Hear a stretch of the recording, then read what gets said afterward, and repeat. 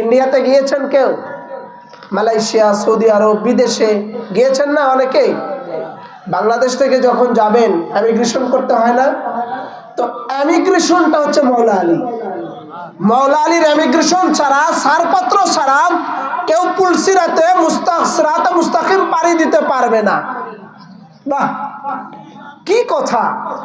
রাসূল পাক বলেছেন, আল মানাকিব ইবনুল মাগাজির মধ্যে হাদিসে পাক আছে 242 পৃষ্ঠার ভিতরে।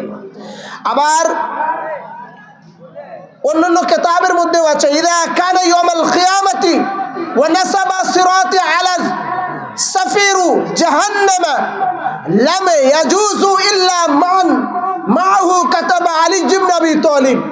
রাসূল বলেছেন, কিয়ামতের ময়দানে সিরাতে মুস্তাকিম পার হওয়ার জন্য মাওলা আলীর ছাড়পত্র দরকার, অনুমতি পত্র দরকার, এমিগ্রেশন করা দরকার। যারা যারা মাওলা আলীর এমিগ্রেশন নিয়ে আসবে, ছাড়পত্র নিয়ে আসবে, অর্থাৎ মাওলা আলীর মুহাব্বত নিয়ে যাবে, ভালোবাসা নিয়ে যাবে, তারা সিরাতে মুস্তাকিম পাড়ি দিতে পারবে।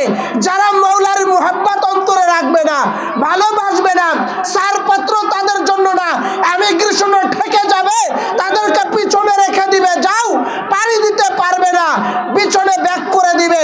তো ইমাম আলী আলাইহিস সালাম হচ্ছেন ছাড়পত্র, অনুমতি পত্র, সিরাতে মুস্তাকিমের এমিগ্রেশন।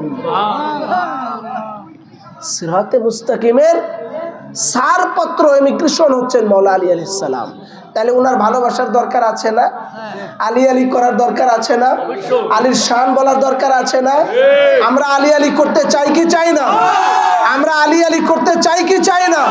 আমরা নারে হায়দারি স্লোগান দিতে চাই কি চাই না?